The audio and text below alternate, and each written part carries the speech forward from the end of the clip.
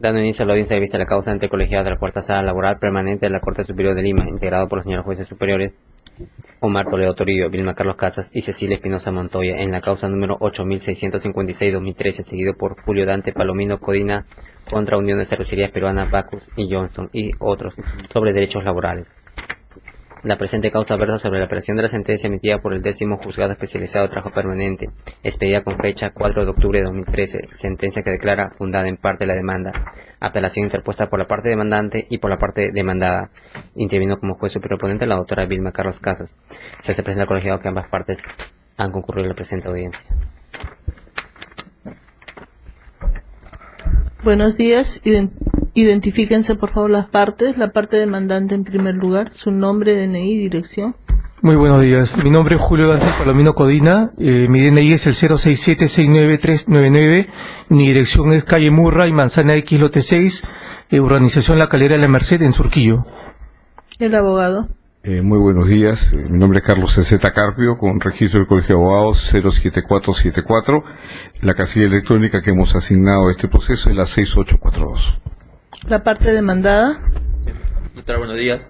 Vengo en calidad de apoderado de la Unión de Cervecerías Peruanas Bacchus y Johnston. Mi nombre es Carlos Fernando Morales Pomazonco, con DNI 41572726 y domicilio real en la avenida Nicolás Ayllón 3986 Sate Vitarte. Muy buenos días, doctores. El abogado. Mi nombre es Roberto Gabriel Matallana Ruiz. Tengo la colegiatura de Lima 21803. Tengo la casilla 3714 del Colegio de Abogados Lima, sede Palacio de Justicia, y la casilla electrónica 1692. Buenos días, mi nombre es Víctor Otoniel Valle Peña, vengo en calidad de liquidador de San Ignacio S.A. en liquidación, con domicilio real en Avenida La Molina 3443, oficina 001A, organización El Mástil de la Laguna, La Molina. El DNI es el 072-30-828. El abogado de San Ignacio. Buenos días, mi nombre es Miguel Rubio Ayón, con registro del Colegio de Abogados de Lima 43932, con domicilio procesal en la casilla 992 del Colegio de Abogados de Lima y casilla electrónica 9341. Bien, las partes, las dos demandadas han apelado. En primer lugar, que haga uso de la palabra, exprese los agravios, Bacchus. Muchas gracias, doctora. Quisiera, doctora, para mi exposición, alcanzar a las partes una línea del tiempo y alcanzarlo usted. No sé si podría. Claro, sí. Ok. Gracias, doctor.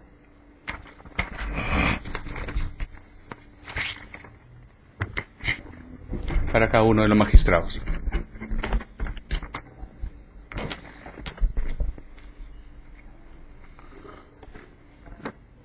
Prosiga. Muchas gracias, doctora.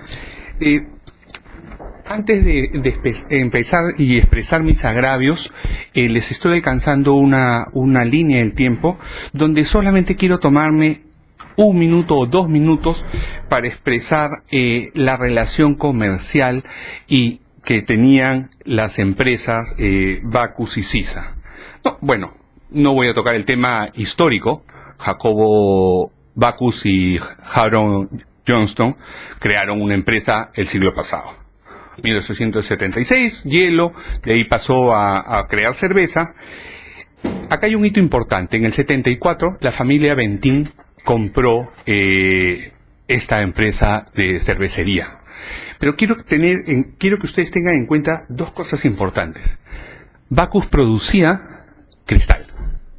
La competencia en esa época era la Compañía Nacional de Cerveza, que producía Pilsen. Y quiero referirme solamente al tema comercial 1 segundo nada más. ¿Cómo se distribuía la cerveza? Se distribuía a través de canales o empresas mayoristas. ¿Qué hacían? Compraban y distribuían cerveza. ¿Por qué cuento esto? Porque es importante, porque vamos a tener varios hitos que las cosas comienzan a cambiar, ¿no? Entonces, tenemos 2 empresas cerveceras, por lo menos en Lima, donde se pelean para ser las empresas líderes en venta de cerveza. El esquema de comercial era distribuidora y mayorista, distribuidora. ¿Qué ocurre? En el año 94, y acá es un primer hito importante, en el año 94, Bacchus compra CNC, la Compañía Nacional de Cerveza. Compra un 62%. Pero ya antes los canales de distribución eran hechos por cada parte. O sea, cada parte, Bacus tenía varios mayoristas, varias empresas de distribución, no estaba CISA. ¿CISA quién es? Es una empresa distribuidora de cerveza, pero de CNC. Cuando en el 97, en el año 97, Bacus decide comprar CNC, ya compra la totalidad de CNC, compra Cervecería del Norte, la Sociedad Nacional de Sociedad de Cerveza de Trujillo, lo que crea es Unión de Cervecerías Peruana Bacon y Johnston. En ese momento hay una relación estrecha con CISA. ¿Por qué he contado la historia anterior? ¿Por qué estoy contando ahora? Porque CISA, que supongo que mi contraparte que está acá va a mencionar la historia de CISA, pero CISA en ese momento comienza a ser un ente protagónico para esta empresa ya fusionada, que venía con varias fusiones. Y, bueno, ¿cuál era el canal de distribución nuevamente? Tenía un contrato de consignación. Sigo hablando del tema comercial. Consignación, o sea, tiene la cerveza, ¿no? Compra la cerveza o le dan en consignación y la vende, y así tiene un ingreso CISA y le paga el valor de la cerveza a Bacus. ¿Qué ocurre? A través del tiempo, la competencia era muy grande, entra otro agente, que era Ambev, y lo que hace,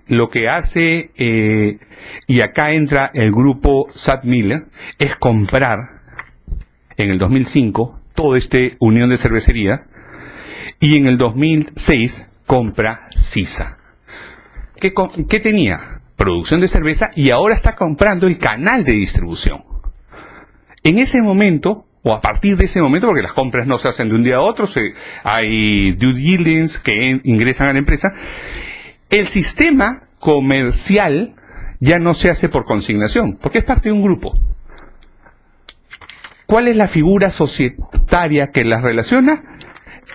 La comisión mercantil. Y acá ya me introduzco al tema de fondo, por eso he tomado estos 2 minutos.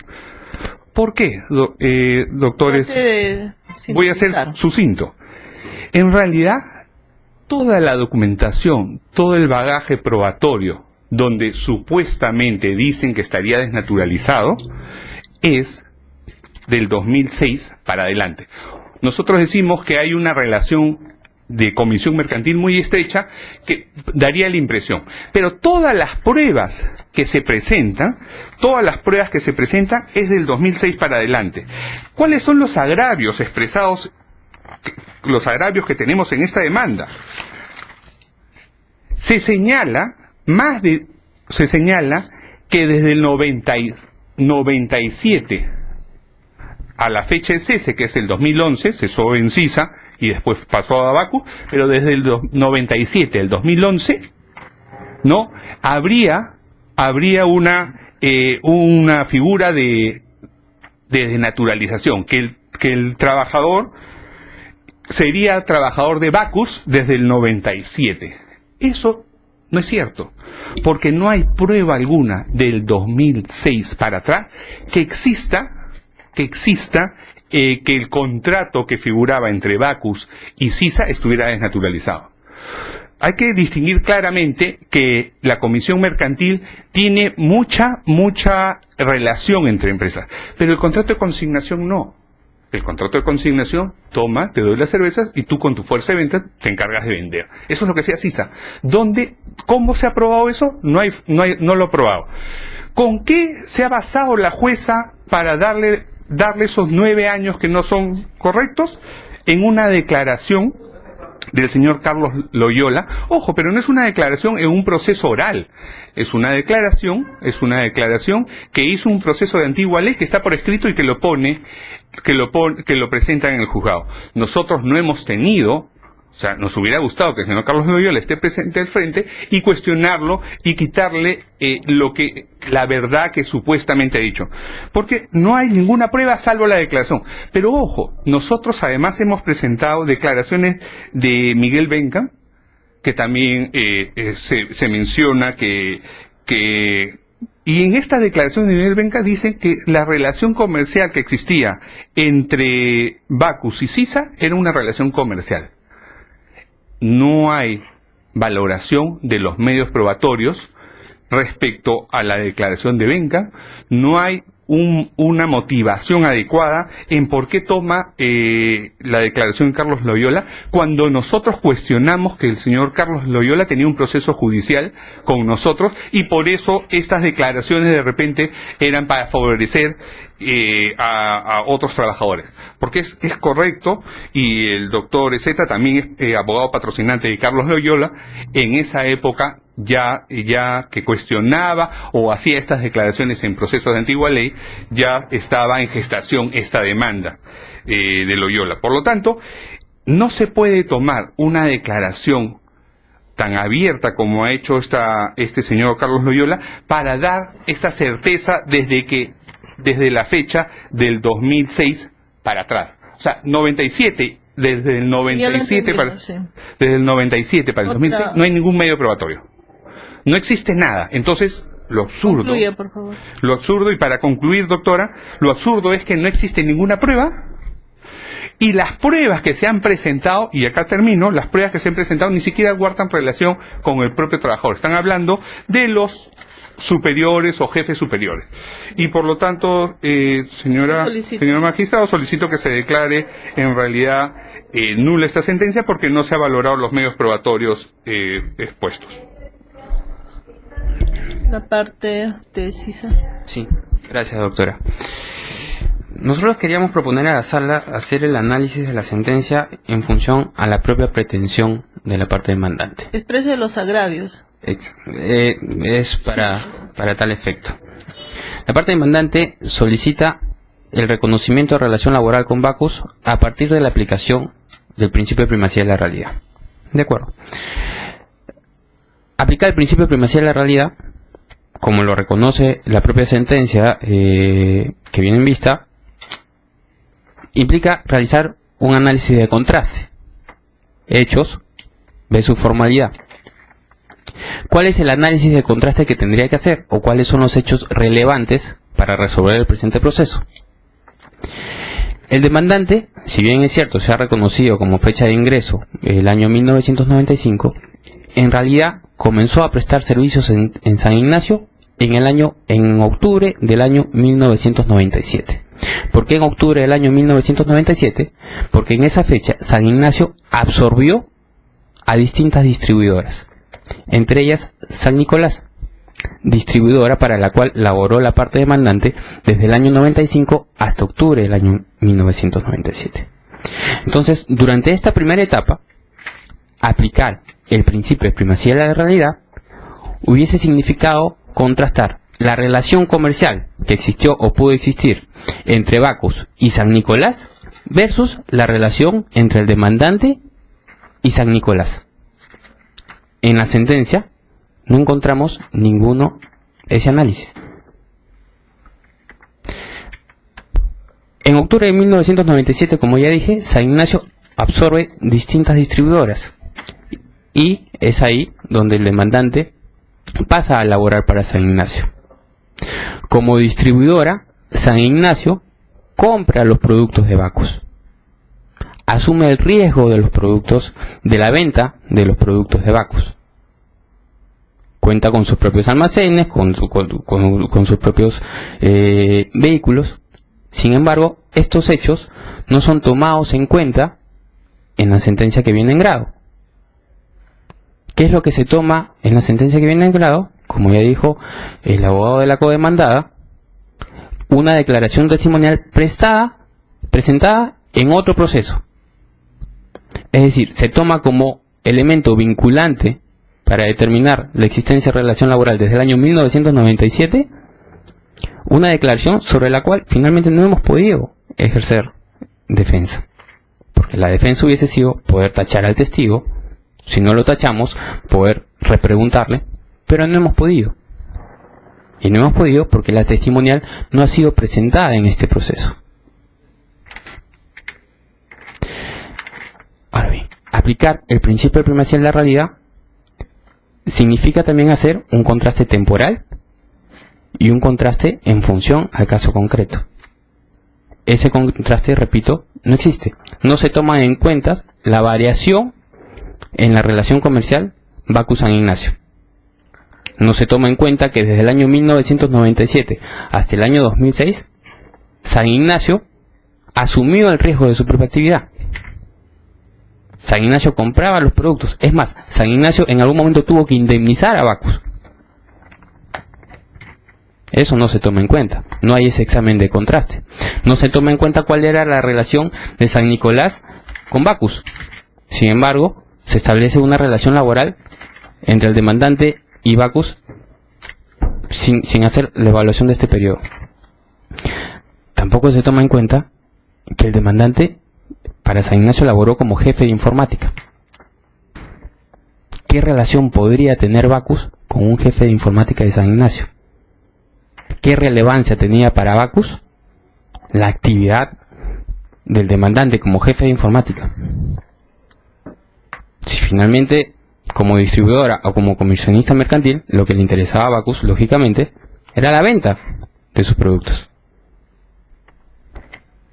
Entonces, se ha determinado la existencia de una relación laboral entre el demandante y Bacus sin tomar en cuenta de qué forma se desarrolló la relación laboral entre el demandante y San Ignacio. Y es por eso que en nuestra apelación afirmamos que existe una falta de motivación. Porque si bien la propia sentencia se vincula a aplicar el principio de primacía de la realidad, no lo aplica. No dice cuáles son los elementos objetivos sobre los cuales ha contrastado la formalidad de la relación comercial entre Bacus y San Ignacio. Bien. Por esto solicitamos que se declare nula la sentencia. La parte demandante. Muchísimas gracias. Yo quisiera empezar haciendo ver qué cosa quiere la nueva ley procesal. Quiere verdad, quiere honestidad, no quiere tinteriaje. Quiere que realmente digamos los hechos como son. Si no tenemos la razón, pues no dirán, pero con argumentos. Hacer afirmaciones como las que se hacen, con una alegre total actitud, sin tomar en cuenta lo que voy a decir, es una burla. La juez, en su sentencia, ha hecho un análisis del considerando 10 al considerando 17 de sus contratos, los que llaman consignación y los que llaman comisión mercantil. Y analiza el por qué serían válidos, pero dice, no cuando hay una actitud fraudulenta. Voy a quedarme en esta palabra. En el año 2012, la cuarta sala transitoria, integrada por el doctor Toledo, la doctora Espinosa y el doctor Nué, concluyó que se había incurrido en fraude a la ley. ¿Por parte de quién? Por parte de Bacus. ¿En qué caso? El señor Aguilar Seclén contra San Ignacio y Bacus. ¿Y a qué concluyó? Que el empleador siempre fue Bacus. Tengo entendido, no tengo el documento, que esto ya ha sido declarado improcedente en la casación que presentaron en la Corte Suprema. Seguiré. Escuchar a una de las partes, en este caso a San Ignacio, que sí hay falta de motivación, no me llama la atención. Son 8 sentencias de 8 juzgados distintos que ya dieron la razón a los trabajadores. 8. Y en los cuales, en esos 8, todos los jueces han incurrido en falta de motivación. Todos. Nadie les ha hecho caso. No, el no tomar en cuenta sus argumentos no significa falta de motivación. Insisto, en el considerando 10 al 17 se analiza por qué los contratos de consignación no funcionan. Respecto a las declaraciones legales del señor Carlos Loyola. ¿Quién era el señor Carlos Loyola? El señor Carlos Loyola fue jefe del Departamento de Administración de Personal de Distribuidoras, y lo podrá decir el representante Bacus. Tomen nota, en San Ignacio, jefe del Departamento de Administración de Personal de Distribuidoras, también llamado Administración de Personal de Filiales. ¿Y esto de dónde surge? de la propia contestación de la demanda. Cuando ellos presentan la contestación de la demanda que hacen en el caso del señor Loyola contra Bacus, ahí dejan constancia de ese cargo. Entre el 97 y el 2007, el señor Carlos Loyola fue jefe del Departamento de Administración de Personal de Distribuidoras. Voy a rogarle al presidente de esta sala que le pregunte al representante de Bacus cuáles eran las funciones del Departamento de Administración desde el 97. Siguiendo con esta explicación, la juez ha hecho ver no solo el tema de la declaración como si el señor Loyola tuviera interés. El señor Loyola planteó un caso de triple remuneración vacacional, él fue empleado de Bacus siempre, en diciembre del 2012. En diciembre del 2012. Distinto a los procesos en donde él declara que fueron 6 o 8 meses antes. Una cosa con la otra no tiene nada que ver. Pero la juez hace ver que realmente las pruebas, tanto las declaraciones, los correos electrónicos, se ha hablado de que había una estrecha coordinación. Les pregunto a ustedes, señores magistrados, ¿qué explicación tiene que San Ignacio reciba correos de Bacus en donde se le dice, señores, están autorizados para otorgar préstamos humanitarios al personal de San Ignacio? ¿Qué explicación existe para que en el organigrama de Bacus se encuentren los gerentes de San Ignacio? ¿Qué explicación existe para que existan las políticas de vacaciones dictadas por Carlos Loyola, siendo empleado de Bacus, dirigía a todo el personal de San Ignacio? Correos electrónicos que la jueza hace ver. El Ministerio de Trabajo también en lo suyo hizo una inspección en el año 2010. Y en el año 2010, si bien una inspección que se declara nula dejando a salvo todas las pruebas que se habían actuado, concluye realmente de que San Ignacio o Bacus provee a San Ignacio de política, capacitación, procedimientos operativos e instructivos de trabajo, facilita sistema informático para la prestación del servicio, provee usuarios y contraseñas a los asistentes de cómputo, actúa como fiador en el contrato, y una serie de conclusiones que tienen que ver con el reconocimiento de por qué ese contrato de distribución, ese contrato de comisión mercantil está realmente desnaturalizado. Es el conjunto de pruebas el que ha tomado en cuenta la juez. La juez que ha hecho ha sido, ¿por qué el contrato no vale? Porque estas serían sus características, el contrato de conciliación. No se puede decir simplemente, se le vendía cerveza y a partir del 2007 había una relación más estrecha. ¿Se le vendía cerveza? ¿Y por qué tenía que administrar el personal? En las declaraciones de personal del señor Miguel Beckham, que se han recogido como válidas, están en el expediente, yo le pregunto al señor Miguel Beckham, le digo, diga cómo es verdad que usted decidía los aumentos del personal de San Ignacio. Y me dice, no, yo no lo decidía, eso lo decidió el vicepresidente de Recursos Humanos de Bacus. Está escrito. Entonces, la pregunta es, frente a estas evidencias, la juez debe concluir que el trabajador pues, no era Bacus. Quiero concluir diciendo, hemos afirmado que es absurdo que se diga que desde el 92 o del 94 o 95 se le reconozca al señor si la relación con San Ignacio Bacus recién empieza en el 97. También le voy a rogar al presidente, le pregunta al señor Morales, al doctor Morales, ¿por qué motivo en la liquidación de Silvio La Rosa, sabe quién es? Porque ha estado en el proceso conmigo, se le reconoce en su liquidación desde el 92, cuando él fue Bacus solamente 2 años, al momento que le paga un despido, que le llaman plan de incentivos, dicen, tiempo en la organización, 92. ¿Por qué si no había nada que ver? Como no están los documentos acá, pues no sabían que iba a presentar este documento, si no lo hubiera traído, creo que sería interesante que el doctor Morales nos aclare. Al igual que si cualquier pregunta quieren hacerle al demandante, esta vez he tenido la suerte que me acompañe. Por ello considero que la sentencia no ha dejado de tomar en cuenta nada, y me parece extraño que la palabra motivación sea la palabrita mágica en todas las apelaciones. En fin, espero que se respete lo que es la veracidad en el proceso, ¿no? Por eso considero que debe ratificarse la sentencia. Gracias. A la parte demandada de Bacus, explique usted cuál es la relación que ha tenido con CISA ¿no? Respecto al contrato de consignación que han señalado, diga usted cuáles son los motivos y que ha tenido para ello. Claro, doctora. A ver, tiene una explicación, como les decía desde el inicio de mi exposición, tiene una relación comercial.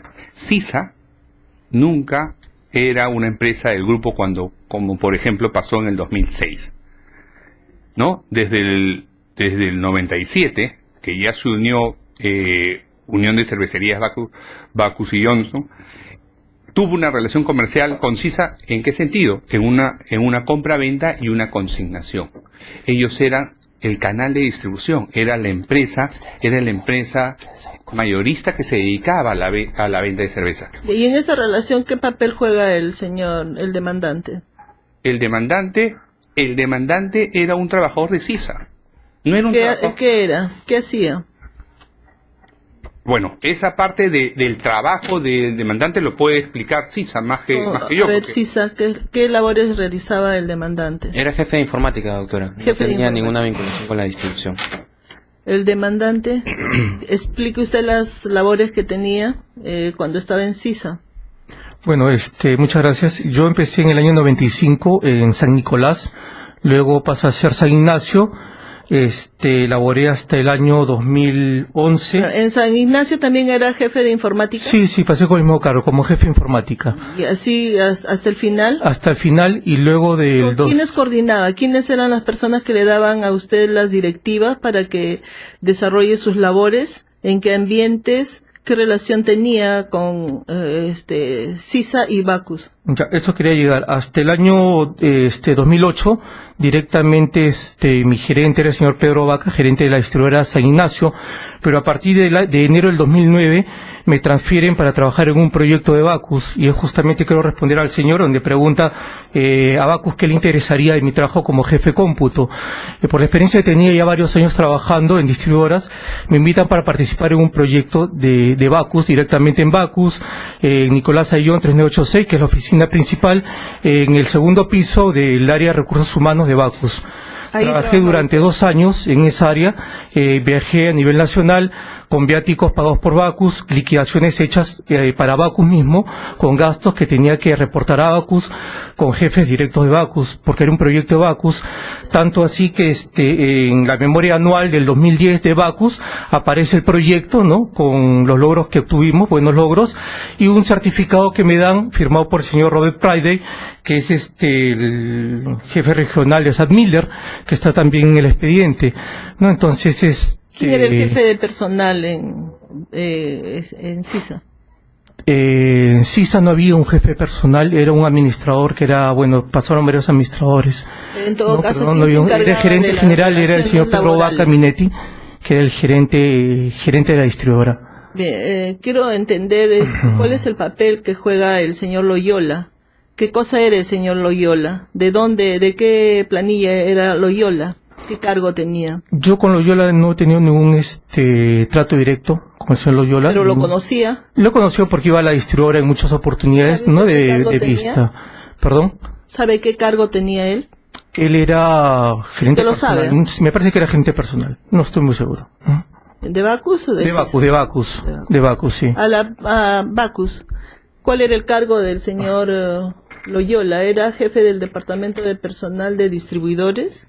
¿Así es el cargo? ¿Así es el nombre? Según la declaración del propio Loyola en el expediente 183427 del 2011, él dice, el cargo que ocupo es de gerente de asesoría y gestión de recursos humanos en los años 1997 a julio del 2006. Él es de Bacus, ¿verdad? Él es de Bacus, es un trabajador de Bacus. Pero, doctora, con la declaración del demandante, lo que está diciendo es que a partir del 2009 hace un proyecto de Bacus.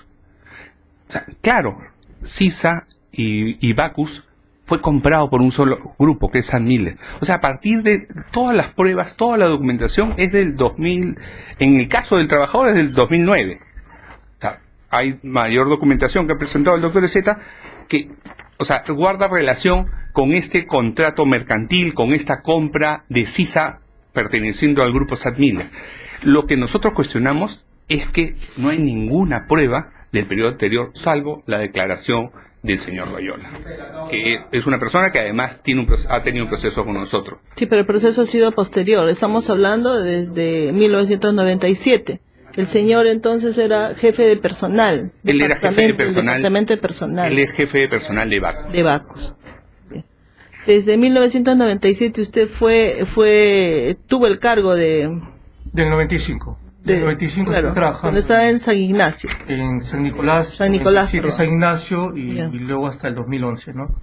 ¿Qué relaciones tenía San Ignacio, San Nicolás, CISA con Bacus? Bueno, siempre ha sido la misma empresa, ya que todos los... Cuando dice la misma empresa se está refiriendo a Bacus. Sí, claro, lógicamente, ¿no? Porque sabíamos que todas las directivas siempre han venido de Bacus, todos los equipos, maquinarias, como jefe de cómputo recibía equipos, ¿no? Que siempre han sido de Bacus, tenía que reportar a Bacus. ¿En 1997 así también era? Sí, siempre.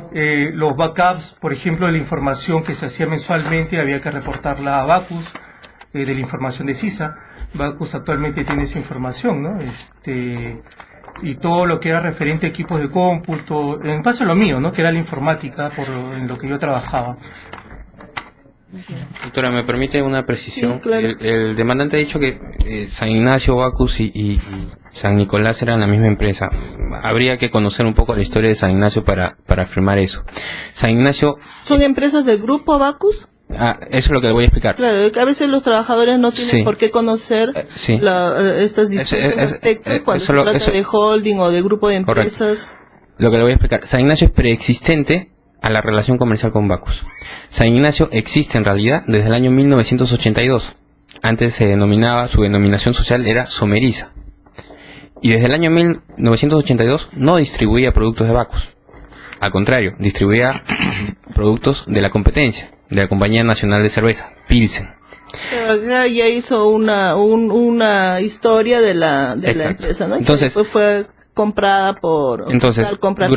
durante determinado periodo de tiempo, San Nicolás y Someriza en su momento eran competencia. Claro, porque San Nicolás distribuía productos de Bacus y Someriza distribuía productos de la Compañía Nacional de Cerveza. Cuando San Ignacio y San Nicolás son la misma cosa, a partir de octubre de 1997, porque San Ignacio absorbe a San Nicolás. Claro. Es eso.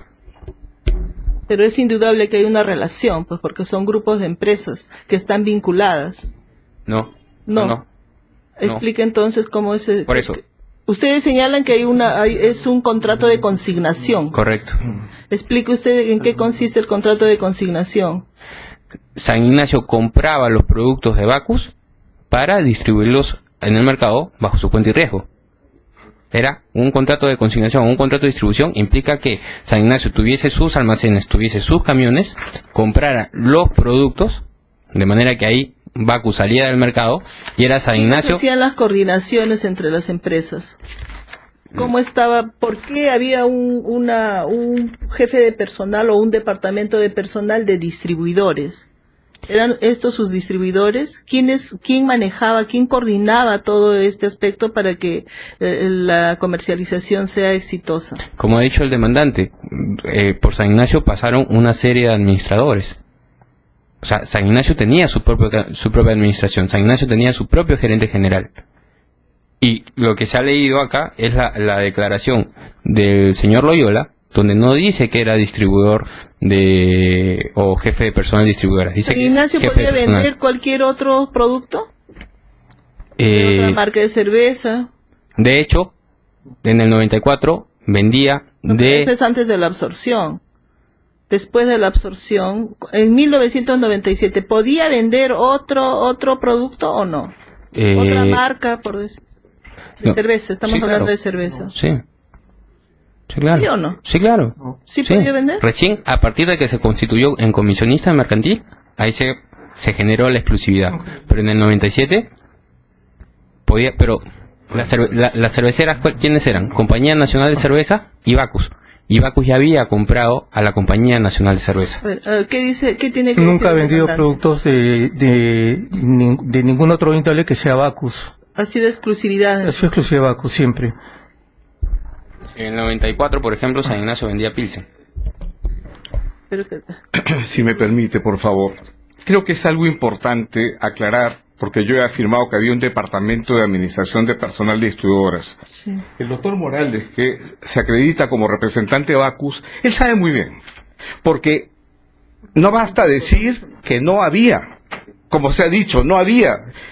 ¿Sabe por qué? Porque hay un documento presentado por Bacus en el proceso, en la contestación de demanda, donde ellos declaran ese cargo. Y lo declara el doctor Morales, si no me equivoco, firmando el documento. ¿Quién es el doctor Morales? El doctor Morales. ¿Usted? Sí. A ver, explique sobre ello. A ver. 2 puntos, doctora. Primero, se dice que el señor Carlos Loyola era el jefe personal de distribuidoras. En realidad, como se explicó en el informe precedentemente, había un equipo de Bacus, trabajadores de Bacus, que se encargaban de hacer las coordinaciones con las distribuidoras. Por eso es que el señor tenía jefe de departamento de Por eso había una coordinación continua y permanente. con trabajadores de Bacus. Alguien tenía que tener alguna dirección. Evidentemente. ¿Quién daba las directivas? El demandante afirma acá que las directivas se las daba Bacus. Sin embargo, no presentan ningún medio probatorio al respecto. Por eso le estoy preguntando, usted como representante de la empresa, explique cómo ha sido eso. Ok, como lo explicó hace un momento también el abogado de la parte de San Ignacio, Bacus vendía las cervezas a San Ignacio, y San Ignacio, bajo y cuenta y riesga, se encargaba de venderlas. Entonces, ahí acababa la responsabilidad de Bacus, con la venta. Ellos dicen, el demandante dice, yo hacía coordinaciones. ¿Qué medio probatorio hay del demandante al respecto? Ninguno, doctora. Ningún correo siquiera de Bacus al demandante. Y el señor Loyola era efectivamente un jefe del departamento de personal de distribuidores. ¿Por qué tenía ese cargo de distribuidores? ¿Existía ello? Claro, le estoy explicando hace un momento. Era encargado del jefe personal de los trabajadores de Bacus, que de alguna forma se encargaban de la venta a las distribuidoras del producto que producía. Ahora, eso nosotros lo decimos porque es la documentación que hemos encontrado, pero se le pregunta al señor Loyola también qué cargo tenía en ese periodo. Y él señala en la declaración testimonial, en el expediente 21-163-2011, y se le pregunta qué cargo tenía, y él indica, yo era gerente de asesoría y gestión de recursos humanos. El propio señor Carlos Loyola, cuando se le pregunta qué cargo tenía en el año 97 al año 2006, que es prueba del demandante. Claro, y fue director también de distribución, ¿verdad? Claro, pero era a cargo de los trabajadores de Bacus, que tenían a cargo la venta de las distribuidoras. No era personal de San Ignacio como lo pretende hacer la parte de demandante, o pretende hacer creer. Finalmente, doctora, los documentos que se presentan, como también se ha hecho de manera reiterada, son cuando está en ejecución el contrato de comisión mercantil. Sin embargo, acá se pretende una retroactividad de los efectos de años anteriores, y eso es lo que un poco cuestionamos como agravio a la apelación.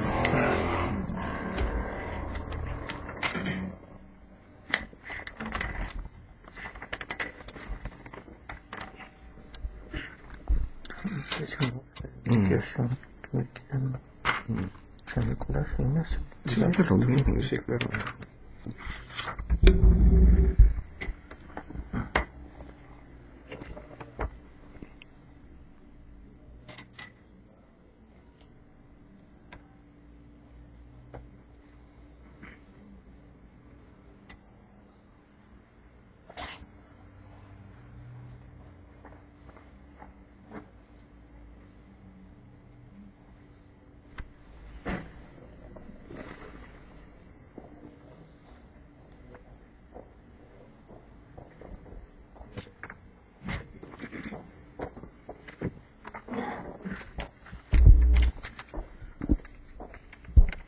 Este colegiado va a continuar con el debate respecto de este caso y vamos a hacer uso de la facultad que nos confiere el inciso C del artículo 33 de la nueva Ley Procesal de Trabajo y vamos a diferir el fallo